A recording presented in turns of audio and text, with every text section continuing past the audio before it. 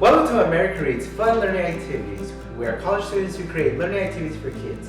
Our activities focus on different topics such as science, history, health, or even arts. Today, we're going to have our activity coordinators Jala, Maria, and myself, Luis, that will be helping you guys in today's video. So, today, we're going to learn about colors.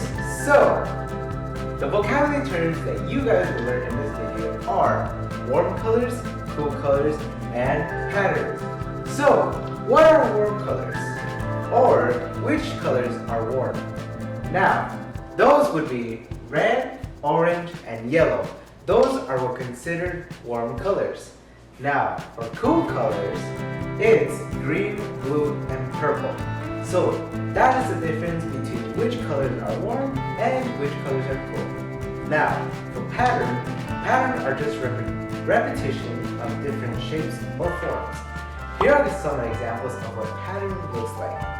Now, we're going to use these vocabulary terms in order to create your very own tie-dye shirts in which Jala will teach you guys how to do it. Now, let's go to her. Hey everyone, so welcome to this video, and we are going to make a tie-dye shirt using warm and cool colors. The colors that I have are blue, like a tealish blue, and a purple for my cool colors, and then for the warm colors I have yellow and like an orangish red color.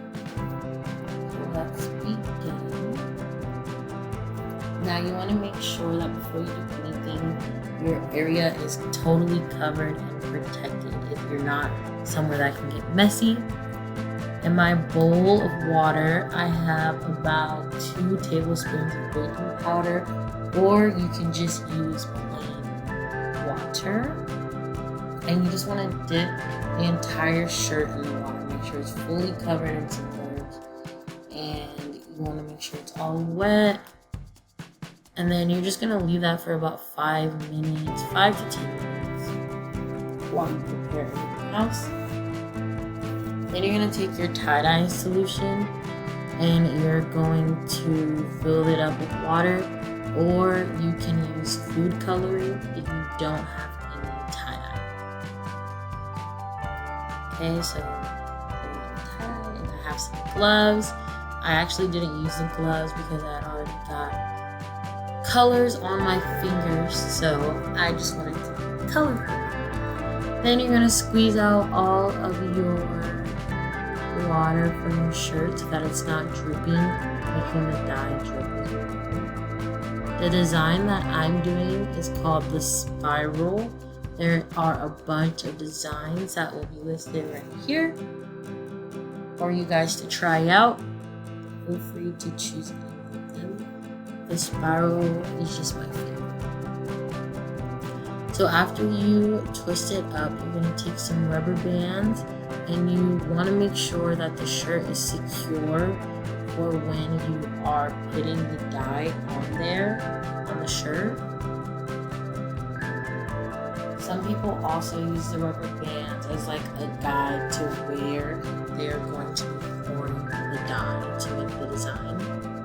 So I'm starting with purple, and then I'm going to do red and the blue and the yellow, like separated so that my warm colors and cool colors are touching, and it's not cool colors and cool colors and warm colors and warm colors. And then you just want to make sure that as much of the shirt is covered in dye without it dripping too much into each other. And you want to make sure that the absolute center also has dye. The colors will mix, and that's totally fine. It's tie-dye, so they're gonna mix. Then you either want to put it in a bag and sit overnight, or you can put it in something to be microwaved for about a minute. And then once you do that, you want to make sure you rinse out the shirt as good as you can, getting all the dye out, and then you want to sit and let it dry. And boom, there is your spiral tie-dye shirt with cool warm colors. Thank you. After creating patterns with the combinations of cool and warm colors, we're able to construct nice and unique shirts that you guys can wear all day long. Thank you for learning with us today. We hope you guys come back and learn some more. Please comment below any questions you guys might have. Like and subscribe our channel, and we'll be back with more videos. Bye!